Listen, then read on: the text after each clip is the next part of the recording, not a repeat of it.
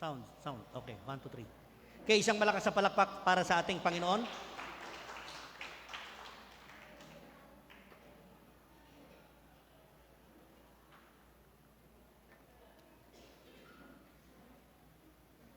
Yung mensahe po may connection sa message on the first service.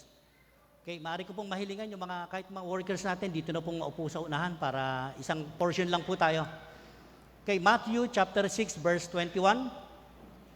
Sapagkat kung saan naroroon ang iyong kayamanan, naroroon din ang iyong puso. Ang mensahe na pagsasaluhan natin ay pinamagatang treasure and heart. Treasure and heart. Tayo po'y manalangin. Amang Banal, salamat po sa pagkakataon muli na kami ay makipagniig sa inyo sa pamamagitan ng inyong salita. Gamitin niyo po ang inyong lingkod bilang tuntungan ng inyong encouragement word so that we will be able na magkaroon kami ng strength, empower us, ministration to us na kung saan ang banal na Espiritu ang siyang magiging tunay na guro namin. Hayaan po namin na kayo ang maitaas, ang inyong lingkod ay maging mababa lamang sa inyong paanan. At kami mga tagapakinig, mabless kami sa oras na ito ng isang payapa, kapahingahan at ang pag-ibig po ninyo, Kristo Jesus. Salamat po sa kabila ng aming mga kasalanan, kakulangan, kahinaan, you're always willing to accept us and forgive us. We thank you. We bless your name. We give you always glory and honor. In Jesus' mighty name we pray. Amen. Amen. Palakpak muli sa ating Panginoon. Kanina first service, I was share about yung condition ng puso, about giving. So napakaganda. If we are the steward, so kailangan natin talagang pangalagaan kung ano yung mga bagay na meron tayo. At yun ay makikita natin, hindi talaga tayo ang tunay na nagme-may-ari. Pero dito sa portion na to, sa part 2, treasure and heart, ang pag-uusapan po natin ay ang kalagayan ng ating mga puso. Hindi pa naman February, hindi pa naman araw ng mga puso, pero magandang pag-usapan natin ang mga puso natin. Tanungin mo ang katabi mo, kumusta na yung puso mo? Natatawa sila o natatawa? Sabihin siguro ng katabi mo, eto, nagmamahal. Di ba, ang sarap naman magmahal? Pero siguro, yung iba naman, sasabihin nila, mabigat yung puso ko ngayon, pastor. Okay. Punong-puno ng worry yung aking puso. Sino po sa inyo rito na every year, nagpapacheck up para sa ating kondisyon ng puso? Meron? Every year, okay. Di ba? Bakit tayo nagpapacheck up? Para malaman natin yung kondisyon ng puso natin. At maganda naman talaga yun, in literal sa science ng katawan ng tao, kailangan talaga. Kung minsan hindi mo alam dahil may bara na pala yung isang ugat ng puso mo. At alam niyo ba, ang puso natin, napakaraming mga maliliit na ugat na daluyan ng puso, ng dugo. At napaka-importante niyan, yung kondisyon ng ating puso. Pero I'm sure, hindi lahat ng pumupunta rito sa church every Sunday, hindi maayos ang kondisyon ng puso. Amen? So, kung isa ka doon sa mga hindi maayos ang kondisyon ng puso, para sa atin yung mensahe na ito. Because God, ang gusto ni Lord sa atin, maayos ang kondisyon ng ating puso. Isang example ko, si Haring David, King David. Sa 51 ng Psalms, ang sabi niya rito ay, create in me a pure heart. Lahat ng heart, hinighlight ko talaga eh. Sabi niya sa Diyos, bigyan mo ko ng isang puso na malinis, linisin mo ko, and renew a steadfast spirit within me. So napakaganda ng prayer ni David. Alam niyo, ang gusto ni David dito, yung kanyang puso ay mabuo. Since yung kanyang, ang context kasi nito, nagkasala na siya. He was adulterous, murderer, connivance. Ang tindi ng kasalanan niya sa Diyos. Kaya ganito yung lapit niya sa Diyos. Sabi niya, linisin mo nga, purify mo, bigyan mo ako ng isang tapat na puso. Ang sabi ni David. Hindi niya hiniling yung kung ano-anong bagay. Yung anak niya si Solomon, ang hiniling, wisdom. Si David po ang hiniling niya, linisin mo, i-purify mo ang aking puso. Kasi nga, gusto niyang mabago ang puso niya bago siya humarap sa Diyos. Kumusta tayo sa pagharap natin? Tayo ba nagiging obligasyon na lang natin pag Sunday mag-worship tayo rito? O responsibility na natin, mga workers, pag Sunday, gano'n ang ginagawa namin, mag-a-ushering kami, a-attend kami. Is it a kind of heart na karapat-dapat ba sa ating Panginoon? Di ba napakasarap na bago tayo mag-worship sa Panginoon, we will see to it, yung kondisyon ng ating puso ay nakaangkla, nakatapat sa ating Panginoong Hesukristo. At yan yung gusto ni King David, yung tapat na puso. Tingnan nyo ngayon sa panahon natin. Kuminsan mga bata natututong magsinungaling. Tama? May kakatok sa bahay ninyo, hinahanap ka. Ano sasabihin mo sa anak mo maliit? Sabihin mo, wala si nanay. Ang sasabihin naman ng anak, wala daw po si nanay. Natututong magsinungaling. Pero hindi intentionally. Kung minsan makikita natin, akala natin, ganun lang. Pero yung bata, tumatanim sa isip nila yun. Isang kasinungalingan, pero nandoon ka naman. Bakit? Kasi ang puso natin sinisiyasat ng Panginoon. At walang ibang pinakamahusay, pinakamagaling magsiyasat ng puso natin, ang Diyos lamang. Si Jeremiah mismo ang nagsabi, sinabi sa kanya ng Diyos, I will give them a heart to know me. Kasi nung panahon na ito, ang mga Israelita, they were stubborn head, matigas yung ulo nila, ang tigas ng puso nila. Kasi kahit anong gawing biyaya ng Diyos sa kanila, lagi sila nagrereklamo. No? Sinasabi nila sa mga propeta noong araw, 2 years lang tayo rito sa Babylon.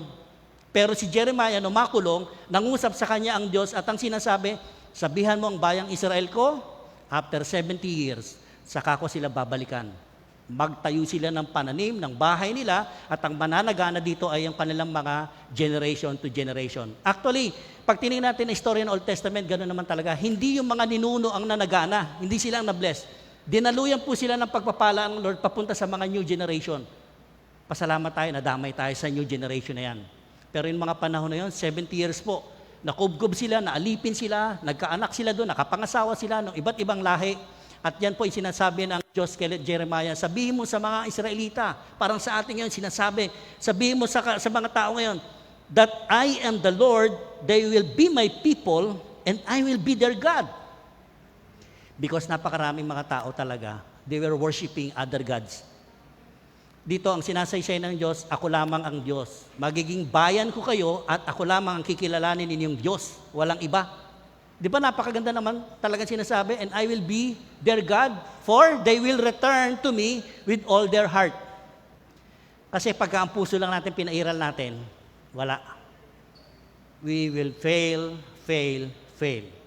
Pero pagka ang Diyos ang bumuo ng puso natin, kapag ang Diyos ang nag-create ng puso mo, ang sabi nito, tayo raw ay manunumbalik sa presensya ng Diyos. Hindi ka babalik doon sa mahal mo. Babalik ka sa presensya ng Diyos. Kaya hindi po bagay sa mga Kristiyano yung pusong mamon, tinatawag. Pusong mamon, pusong bato. Meron bang ganyang Kristiyano? May kilala kayong Kristiyano ganyan, pusong mamon, pusong bato? Wala? Sabihin mo sa katabi mo, walang pusong bato dito. We have to show that our heart is not a mamon or pusong bato. No, hindi yan ang ano natin. Tingnan nyo kung minsan, yung patience natin masusubok eh. Mga nagda-drive dito. Ako malimit ako masubok talaga sa pagmamaneho, yung mga kamote rider, no? Kainis. Ano ba? Nahimik ka sa sarili mong linya, bigla kang sisingitan dito sa kanan pa. Talaga namang kanan, pipinahan ka pang ganun. Bigla mamembreno sa harap. Anong gagawin mo? Ha? Di ba? Pwede mo lang banggain ng konti, babanggain mo. Pero you know what? This heart, yan ang sinasabi. Pagka si Lord ang nag-create ng puso natin, yung patience natin ay makikita ninyo. Sasabihin mo nga sa sarili mo minsan, uy, nagawa ko yan ah. Dati hindi ko ginagawa yan. Pero dahil kasi may pusong, hindi ba to, hindi mamon, may pusong makahesus tayo, yung patience natin lumalawak na. Amen? Tama? Tama, patience lang yun ha. Kaya minsan, wag nyo kayo mananalangin, Lord, dagdagan mo, habaan mo ang pasensya ko kasi masusubok ka doon talaga. Doon ka talaga susubukin. Minsan, matetem ka talaga eh. Pero napakaganda pag napagtagumpayan natin yan, yung patience. It's one of the heart of Jesus talaga, yung patience natin. Bakit? Kasi kapag mag-worship tayo sa Panginoon, ang sabi nito, hindi maayos ang ating puso, useless po yan. Hindi valid. Walang katuturan talaga. So, ang una nating dapat gawin, I give you 2 points lang. Maikli lang po yung mensahe natin. This is part 2 ng first service. Ang una talaga dapat, bantayan natin ang puso natin. Bantayan natin ang puso natin. Guard your heart. Yung may affection, yung may attachment tayo, yun yung maganda. Kasi, pagka may relasyon tayo sa Diyos, isang bagay na nakaka-ahead tayo, pagka maganda ang relasyon natin sa Panginoon, relationally, yung mga susunod na mamahalin mo at mahal ka, magiging maayos po lahat. Pero pag baligtad, inuna mo ang pagmamahal sa tao bago ang Diyos, magkakaproblema ka. Magkakaproblema. Bakit? Sa Proverbs chapter 4, verse 23, above all else, guard your heart, for everything you do flows from it. Sa puso kasi dumadaloy ang dugo, no? Ang dugo natin, dito dumadaloy ang buhay natin. Nasubukan nyo na bang magbantay ng puso ng iba? Nasubukan nyo na magbantay ng puso ng iba? Di ba ang dami naman nagsasabi, mahal na mahal kita. Wow, sarap, no? Sarap pakinggan. Pero wag ka, iiwan ka rin yan. Iiwan ka rin yan. Paasahin ka lang, no? Masakit, paasahin ka, tapos, hello. Tingnan niyo yung likod. Mukha bang nagmamahal, mahal. Dapat two-sided di ba? Two-sided, okay? Naranasin niyo ba yung ganyan? Tapos kakanta ka pa ng, pinagtagpo, ngunit hindi tinadhana, sadyang mapaglaro itong mundo. Yes. Kinikilig kayo Pero ito tandaan natin, kapag ka si Jesus, no? Kapag ka si Jesus ang nagsabi sa iyo na mahal ka, asahan mo ang sasabihin ni Jesus. Bakit? Hindi ka niya bibiguin. Hindi ka niya iiwan, hindi ka niya tatalikuran, at hindi ka niya sasaktan. Pag si Jesus ang nagmahal sa atin, hindi ka niya sasaktan. Tao kasi masasaktan tayo Tama? Kasi may limit. So don't give yourself 100%. Ang sinasabi ko lang, minsan kasi tayo, 100% binibigay natin yung pagmamahal natin sa tao. Tama? Ako, ganun din naman ginawa ko sa asawa ko, pero hindi pala dapat. Magtitira ka ng kahit 5% or 10%. Pero pagka inilagak mo 100% sa Diyos, kay Jesus, panalong-panalo tayo. Kasi yung mga mamahalin mo mga tao, kasunod lang yun. Aayusin niya yun. At kapag ka nagmahal ka, may tendency talagang mamahalin ka rin niya. Hindi lang ikaw yung magmamahal. Bakit ba puro pagmamahal ang pinag-uusapan natin ngayon? Puro heart, di ba? Nakita natin, above all else, guard your heart. Bantay ka ng bantay ng puso ng iba, pero yung puso mo hindi binabantayan. So mahalaga na ang sarili nating puso binabantayan. Bakit? Mapandaya po ang puso ng tao. The heart is deceitful, above all things and beyond cure, who can understand it? Ang sabi rito, sino nakakaunawa? Madaing puso talaga, maraming puso, mandaraya. Sabihin mo sa katabi mo, huwag kang mandaya. O sabihin mo naman, sagutin mo, huwag ka rin magpadaya. Di ba? Kung may mandadaya, may nagpapadaya din naman, kabilaan lang naman yun Sabihin, ang hirap pastor, kasi ako lang ang nagmamahal, pero hindi naman pala ako mahal. Yung one-sided na pagmamahal, talo tayo dyan. Buti pa ang gasolina, nagmamahal. No? Buti pa gasolina, kaya mani nagmamahal, no? Totoo. Taas nga, minsan nga, nag-uunahan pa sa kasi mahal di ba? Sana ganun tayo, pag nagmahal tayo, nag-uunahan din tayo magmahalan. Yan ang pag-ibig Now, sa verse 10, ang sabi rito, sino nagsisiyasat ng puso natin? I, the Lord, search the heart and examine the mind to reward each person according to their conduct and according to what their deeds deserve. You know, ang maganda sa atin, pag nagpasiyasat naman tayo sa Diyos, yung puso natin, to be follow na lang yung pag nag-worship tayo. Akala natin mga performance natin dito ay pagpapakita, pagpapasikat. Hindi po. Napakaganda, yung puso natin nakaangkla sa pagpupuri sa tunay na dapat purihin. Why? Because He is our Lord and Savior. Karapat dapat siya. So ano yung mga karapat dapat? Kaya kung minsan pag nag-worship kayo, kung gusto yung taas yung kamay nyo, kung gusto yung lumuhod kayo. Napakasarap pong magpuri sa Panginoon yung without hesitation sa sarili natin na wala kang titingnan sa katabi mo. Kung kinakailangan lumuhod ka. At yun ang gustong-gusto ng Panginoon. And God is looking into our hearts. No? Tinitingnan ang kondisyon ng puso natin. Ang tanong sa atin, ano bang mga iniimbak natin sa ating mga puso? Ang puso po natin para isang compartment. Basura ba? Masakit man pakinggan kung minsan. Basura ba ang iniimbak natin sa mga puso natin towards our mind? Ang sabi rito, pagka ang puso, pinasiyasat mo sa Diyos, ang kasunod nun, yung takbo ng utak natin, ng isip natin, babaguhin din niya. So ano ba yung mga iniimbak natin dyan? Selos ba? Inggit? No? Judgmental? At marami pang iba na pwede nating imbak dyan. tingnan niyo si Prophet Samuel. Si Prophet Samuel may chismis, si bakla daw bading daw si Prophet Samuel. Bakit? Tingnan natin. Sa 1 Samuel 16:7, ito yung inutusan siya ng Diyos na pipiliin sa lahi ni Jesse yung susunod na hari, si David nga. Pero hinilera niya yung 6 na anak niyang lalaki. Ang sabi rito, but the Lord said to Samuel, do not consider his appearance or his height. Kasi pumarada yung mga kapatid ni David, matatangkad, malalaki, matipuno, tsaka gwapo. No? Nakita ni Propeta Samuel. Ang sabi sa isip ni Samuel, siguro eto na. Wala naman tayo nabanggit, pero kitang-kita natin yung attitude ni Samuel. No? Siguro eto na, gwapo, ang ganda ng katawan. Pero sabi ng Lord, the Lord does not look at the things people look at. People look at the outward appearance, but the Lord looks at the heart. Kaya kayong mga babae, huwag kayong papadaya sa mga lalaki. No? Yung sinasabi, mahal kita. Tapos ikaw naman, kinikilig-kilig ka pa pag sinabihan ka, mahal kita. Huwag kayong basta-basta maniniwala.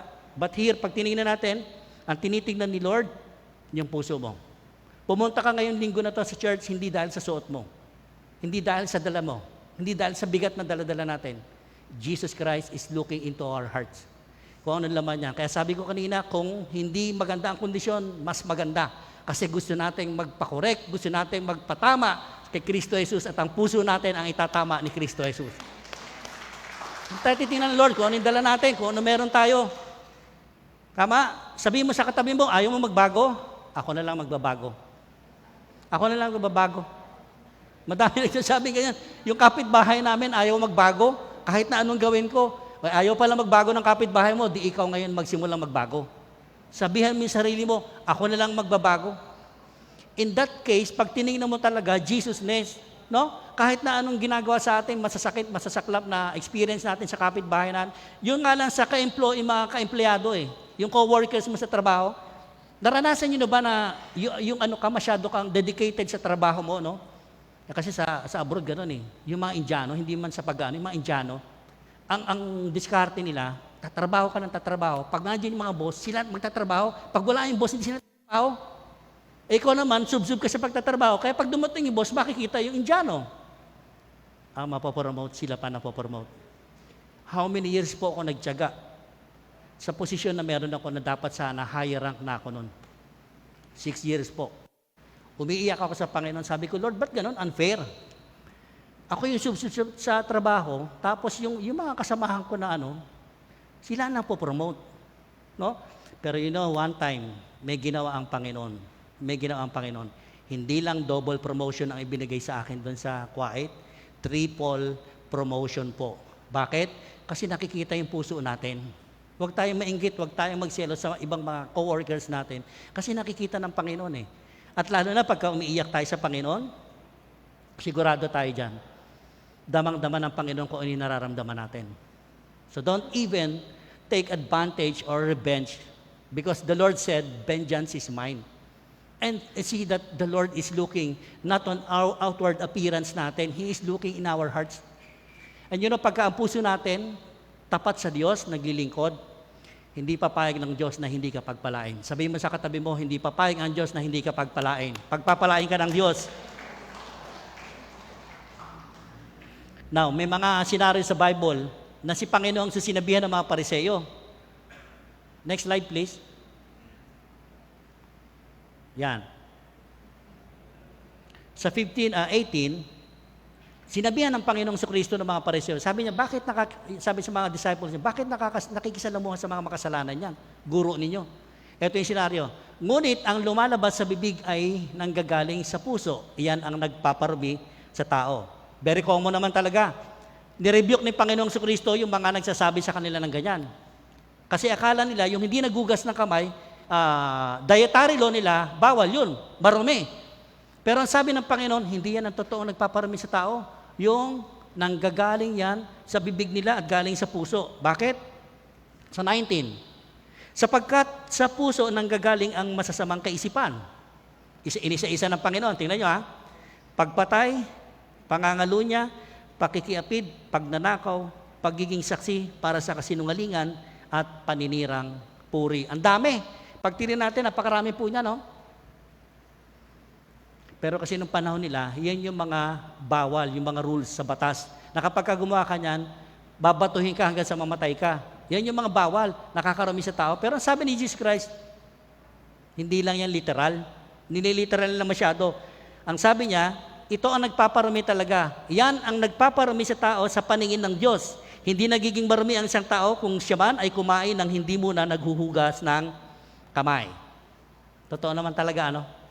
Akala kasi natin, yung mga dietary laws ng araw ay bawal talaga sa kanila. Pero si Jesus Christ, binrake niya yan. Gusto niyang itama. Bakit dumating pa si Kristo? Para itama yung mga batas ng araw. Hindi para salungatin, para itama. Kaya nga kung ang puso natin hindi tama ang kondisyon, magpatama tayo ng puso kay Jesus Christ. Pangalawang point, direct your heart to God's way. You know, tayo dapat may director din ang puso natin. Kasi nga kung tayo lang din ang masusunod sa puso natin, pipiliin natin yung gusto lang natin. Hindi yung makakabuti sa atin. But God is choosing the best way para sa ating lahat. Bakit? Parang sa isang movie, tingnan yun sa isang movie. Di ba may director? Paano nabubuo ang isang movie, ang pelikula? May nagdidirect. May director talagang gumagawa niyan. Now, sa buhay natin, sino ba talaga ang director ng puso natin? Who is your director of your heart? Si Lord ba talaga? Yan yung mga tanong sa atin. Si Lord ba talaga ang Panginoon natin? O yung madalas mo napapanood sa Netflix, Lord of the Rings? Landlord. Drug Lord. Uy, si Pastor, Drug Lord Hindi, Drug Lord yung sa Mercury, pag bumibili tayo ng mga maintenance natin. Tama? Sino nagme-maintenance dito? Ako, nagme-maintenance ako sa totoo lang. Right? Di ba pag maintenance, parang wag mo nang kakaligtaan yan na yan Pero kung minsan nakabase na tayo sa mga gamot talaga, no? Pero wag. Ang sinasabi dito, i-direct natin ang heart natin sa pamamaraan ng Diyos. Meron ba kayo nabalitaan, nagme-maintenance dati pero pinahinto ng doktor kasi nag-normalize. Why? He is a faithful servant of God. Kaya nga sabi ko, bawasan ko kaya yung kanin. Nagbawas ako ng kanin, sa totoo lang. Nagbawas ako ng kalahating cup lang, kalahating cup. Kasi mahirap, mahirap biglain. Right? Kalahating cup, sa susunod, isang cup na yon. So, twice a day, kakain ka ng kanin. Hanggang sa maging once a day na lang yon. Pero wag mo akong agawan ng kain. Patay ka sa akin pag inagawa mo ng kanin. Di ba? Pero bawas-bawasan mo na ng konti. It was good for your health then. Ang dami mga sakit natin yan, nakukuha din talaga sa pagkain. And even our hearts naapektuhan ng mga puso natin. Kung si Jesus ang Lord mo, kung si Jesus ang nagsisiyasat ng puso mo, yan ang pinakamagandang kondisyon ng puso natin. Si David pa rin, sa Psalms 139, si David ulit. Sabi ni David, God see what is in my heart. Tingnan mo, Panginoon, ang aking puso, ang nilalaman nito. Know what is there, test me, know what I'm thinking. Talagang sumusurrender si David sa kapangyarihan ng Diyos when it comes to his heart. And you know that the fact David, ang dami niyang pagkakataon na pwede niyang patayin si King Saul para siya nang uupo bilang hari ng panahon na. Ang daming pagkakataon. Pero meron isang pagkakataon sa kuweba, parang na-jep si Saul, na-jep siya, pumunta siya sa isang kuweba, hindi niya akalain nandoon doon sa loob si David. Ang sabi ng mga tauhan na David, mahal na hari, pagkakataon mo na. Patayin mo na si Saul. You know, ang sabi ni David, hindi ko pasasayaran sa kamay ko ang pinili ng Diyos. Baga sa sinasabi ni David, yung inanoint ng Diyos bilang hari ng Israel, hindi ko dudungisan ang kamay ko. Diba? There is a heart, may puso si David. Parang tayo rin, pagka ang mga lingkod ng Diyos, minamahal nyo, at minamahal din naman kayo, pagpapalain kayo ng Diyos. Because David, tinagurian siyang a man after God's own heart. Even though may pagkakataon siya na gawin niya yung isang bagay para umupo na siya bilang hari, pero tinignan niya kasi yung puso niya nakaangkla sa Diyos. Nawa tayong lahat, ganyan din tayo. Yung puso natin, nasa Diyos. Sabi niya, test me. Know what I'm thinking. 24 verse. See, if there's anything in my life you don't like, help me live in the way that is always right. Alam niyo ba, kung tayong lahat magiging puso ng katulad ni David, lahat ng Kristiyano, siguro walang mga away-awayan, walang mga inggit-inggitan, walang paramihan agawan ng mga miyembro sa mga churches. Kasi ganyan ngayon ang nangyayari. Pag maliit ang church mo, sasabihin, maliit lang yan. No? Pag malaking churches, mega church talaga, nagdidiwang talaga sila. Ang nangyari naman, lipatan lang naman ng lipatan eh. Pero kung ang mga puso ng bawat mananampalataya, yung totoo, yes, wala naman perfect na church. There is no such perfect church. Wala rin perfect family. Pag pinababa natin sa mga larangan ng ating buhay, walang perfectong pamilya. Pero pagka ang pamilya, nagkakaisa, nagmamahalan, may pagkakaisa, may unity, yung pagkukulang ng isa, pwedeng tapalan, pwedeng takpan ng nakakahigit sa miyembro ng pamilya. And so be it sa church natin, ganun din. Hindi perfect ang pastor ninyo. Hindi perfect ang mga leaders dito. Hindi perfect ang mga members natin. Lahat tayo may imperfection. Sometimes we are dysfunctional. Right? Pero ang maganda, naglilingkod tayo sa isang perfectong Diyos na katulad ni Kristo Jesus na kapag may mga kulangan, pwedeng punuin. May mga kamalian, pwedeng patawarin. May mga lapses, tanggapin. At yan ang pusong maka-Jesus. Totoo naman talaga tayong lahat, wala tayong perfection, wala sa buhay natin. Pero salamat, hindi tayo perfectong tao. Kasi kung naging perfecto tayo, hindi natin kailangan magsimba. Hindi natin kailangan si Kristo Jesus. But one thing is sure, si Kristo namatay para sa ating lahat. Kaya siya namatay para sa ating lahat. Para mabuo tayong lahat, para maging perfect tayo sa paningin ng Diyos Ama. It's all because the righteousness, the blood of Jesus that flows sa mga puso natin ngayon kasi si Kristo Jesus ang nakikita sa atin. Dahil tama ang puso natin, lahat yan pwedeng punan ng Panginoon. Last verse. Anong sikreto? Basahin natin ng sabay-sabay ha. Okay, 1, 2, 3. Higit sa lahat, magmahalan kayo sapagkat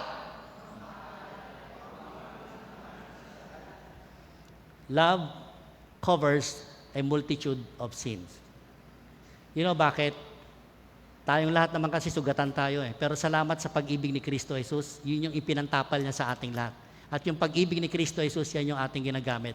Sabi ni Paul, the life I have now, yung buhay na meron ako ngayon, kay Kristo na. Kasi yung buhay kong luma, kasamang napako sa krus ng Kalbaryo.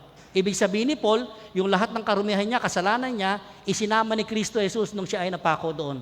Ibinigay niya. Kaya sabi ni Paul ngayon sa Galatians, yung buhay ko ngayon, kay Kristo na ito ngayon. Yung puso ko ngayon, kay Kristo na ito ngayon. Kaya every time nakakagawa tayo ng kasalanan, di ba, nagigilty tayo kagad. Parang hindi tayo komportable, parang asiwa tayo. Why? Because ang sabi rito, kung may nagkulang man, may nagkasala sa atin, kung meron tayong puso ni Kristo Jesus, pwede nating patawarin. Kahit na ilang beses nagkamali ang kapwa natin, if we have Christ-like, if we have heart of Jesus, pwede po nating patawarin ang kapwa natin. Palakpakan natin si Kristo Jesus. Let's bow our head and close our eyes. Tayo po yumuko sa presensya ng Panginoon.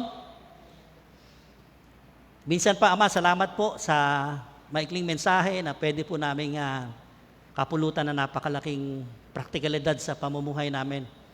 That if we love you first, Jesus, yun po pala yung tama na gawin namin. Kasi kung kami lang po ang masusunod, we will be failed, mabibigo at mabibigo kami at ang resulta nito ay isang puso na hindi po matutuwa kayo. At gusto namin magpasiyasat sa inyo. Sa presensya niyo, Panginoon, that whenever we praise you, we honor you, pumakanta kami, sumasayaw kami, nagtataas kami ng kamay, gusto po namin kayo talaga yung mapapurihan. Kayo yung maitaas sa mga personal na buhay namin. And so be it, our hearts, Lord, full of deceitness, punong-puno ng pandaraya. Yes, Lord. At yan po yung gusto namin na ipatama sa inyo, Lord. At kayo naman po ay hindi maramot sa inyong pagtutuwid sa amin. And we want our hearts to be purified, just like David. Salamat po.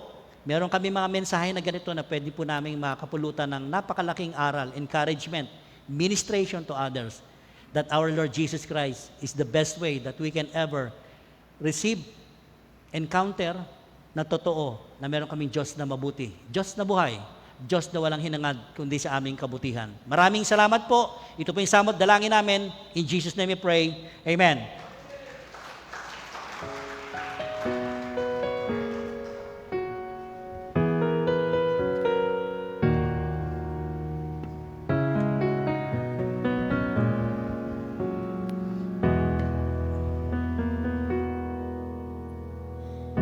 We pray for blessings, we pray for peace, comfort for families family, protection while we sleep. We pray for healing, for prosperity. We pray for your mighty hand to ease our suffering. But all the while, you hear each spoken need. Yet love is way too much to give us lesser things. 'Cause what if your blessings come through raindrop? What if your healing come through tears? What if 1,000 sleepless nights are what it takes to know you're near? What if trials of this life are your mercies in disguise?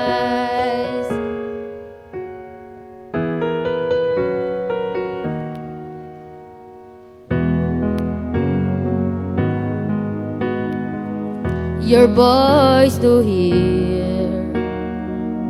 We cry in anger when we cannot feel you near. Without your goodness, without your love, as if every promise from your word is not enough. But all the while, you hear it desperately, and long that we have faith to believe.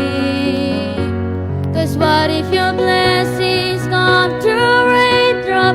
What if your healing come through tears?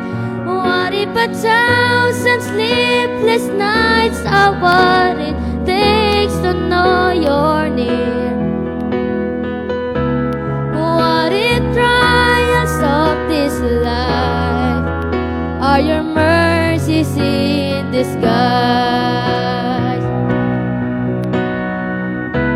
When friends betray us, when darkness seems to win, we know that pains remind this heart that this is not a home.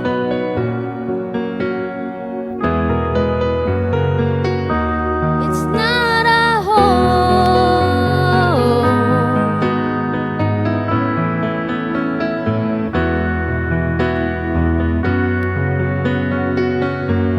'Cause what if your blessings come through raindrop? What if your healing come through tears? What if 1,000 sleepless nights are what it takes to know you're near? The greatest disappointments or the aching of this life is the revealing of a greater thirst this world can satisfy. What if trials of this life, the rain, the storm, the hardest night, your mercies in disguise?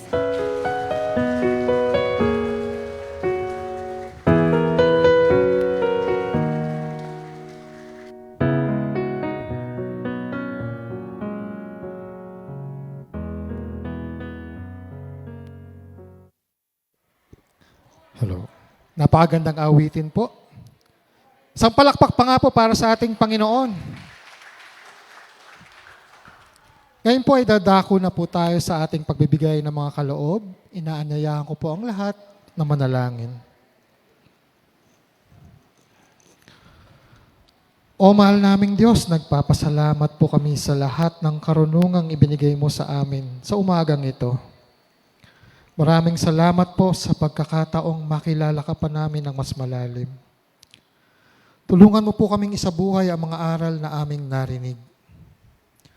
Narito po kami ngayon na may mapagpakumbabang puso upang ialay sa iyo ang aming mga handog. Lubos po kami nagpapasalamat dahil alam namin na ang lahat ng mga bagay ay nagmula sa iyo.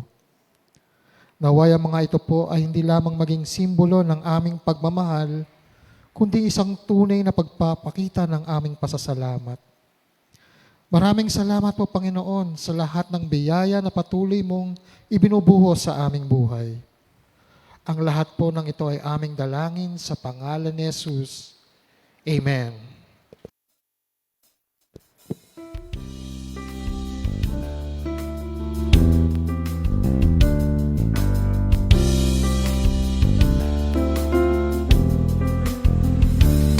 Sa aming pagbibigay, kayo ay malugod. Sa inyong paanan, kami naghahandog. Kayo ang may kapal, lumikha ng lahat. Taos puso kami napasasalamat. Aming pag-aalay ay inyong tunghayan, puso ng pag-ibig sa aming kapatiran. Lumaganap nawa ang inyong salita. Isang malakas na palakpak po para sa Panginoon natin. Ngayon po ay dadako na po tayo sa pagkilala ng ating mga first-timers. Kung ikaw po ay unang beses naming nakasama sa panambahang ito, inanyayahan po namin kayong tumayo upang kayo ay aming makilala at may welcome. Meron po ba tayo mga first-timers sa umagang ito? Kung wala po, ay dadako na po tayo sa ating mga paalala para sa linggong ito. Inanyayahan ko po ang lahat na makinig at makiisa. Tuwing Miyerkules po, meron po tayong Everybody's Worship, alas 7 po ng gabi. Tuwing Sabado naman po ay meron tayong Men's Fellowship, alas 9 po ng umaga. Women's Fellowship po, tuwing Miyerkules din po, alas 5 po ng hapon. At Youth Fellowship po, tuwing Sabado, alas 4 po ng hapon. Kung ikaw naman po ay may talento na tumugtog, kumanta, sumayaw, at mag-media, open po ang ministry para sa inyo. Makipag-ugnayan lamang po kay Brother Del La Cuesta para sa ibang mga detalye. Sa darating pong May 1, magkakaroon po tayo ng Seniors Fellowship sa Bulwagan ng Panginoon. Alas 9 po ng umaga hanggang alas 3 po ng hapon. Maaari niyo pong kontakin si Kuya Rolly de Borja. Ayun po si Kuya Rolly. Yes po. Ngayon po ay tunghayan po natin ng isang video presentation para po sa darating na DVBS 2026.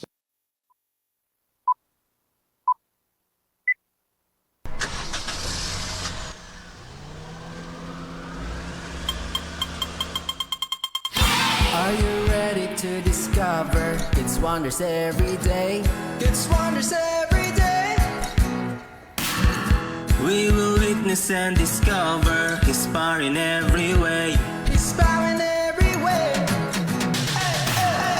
An adventure of a lifetime. In this journey you belong. In this journey you belong. Come on, let's get up and go. Put our faith in God alone. Faith in God alone. So get ready to be amazed by God's wonders and His grace. Oh, it's your mighty name that saves. We stand in awe of you. Oh, the spectacle of your goodness, we give the praise to you.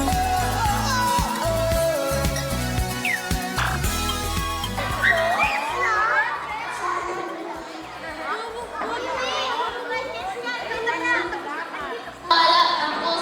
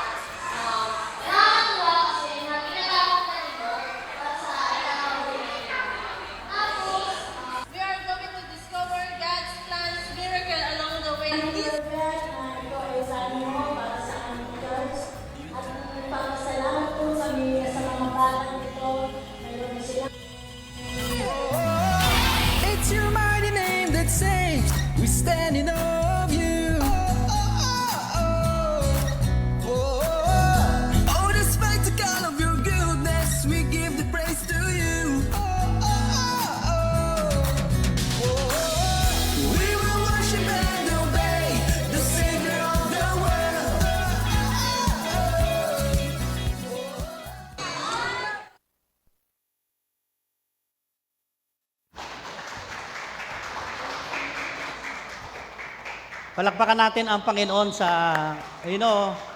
ang church natin, ang dami activities, katatapos sila ng youth camp natin, tapos itong kasunod yung senior activity natin, then yung DVBS. Kaya sa may mga bukas palad na mag-join, mag-support, open po ang ating church para sa mga ganyang uri ng pagpapahayag ninyo ng tulong. Kaya napakasarap po. Pagka ang church ay punong-puno ng activities, nakikita natin. Lalo yung mga bata po, diyan po magsisimula yung pangarap ng Diyos sa church na ito. Amen? Tayo pong lahat ay magsitayo para sa panghuli at pangwakas na panalangin.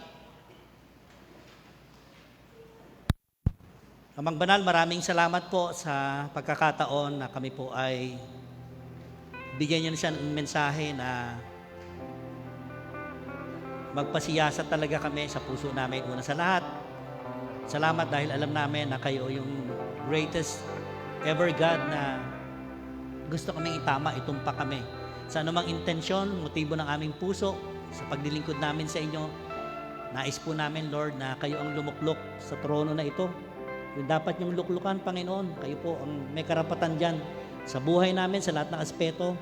Nais po namin na kayo ang magmaniobra, kayo ang magmaneho ng buhay namin. And thank you, Lord, hindi ka nagkulang sa amin, hindi mo kami pinabayaan. Every time na may mga trials kami, may hinaharap na pagsubok, hamon sa buhay, sapat yung presensya nyo para makatuwang namin, makasama namin sa pagharap ng lahat ng ito. And we believe always, Lord, nalalampasan namin na itatawid mo kami. And thank you, Lord, dahil kayo ang Diyos na mapagpala sa lahat ng inyong nilalang, sa inyong mga lingkod, and this church belongs to you. The law is the love. Yan po ang pwede naming pairalin, ang pag-ibig po ninyo, Kristo Jesus. Kaya mula sa bulwagan na ito, tanggapin ninyo mga kapatid ang bendisyon ng ating Panginoon. Ipinadama yung kanyang pag-ibig sa kanyang bugtong na anak na ating Panginoong Kristo. Pag-ibig, kagalakan, kapayapaan, kapahingahan na dulot ng banal na Espiritu na siyang ang kaaliwan ng bawat isa. Umayo kayo, bitbitin ang lahat ng ito sa isang linggo muli ng pagkikita natin. Ito po yung samot, dalangin namin. In Jesus' name we pray.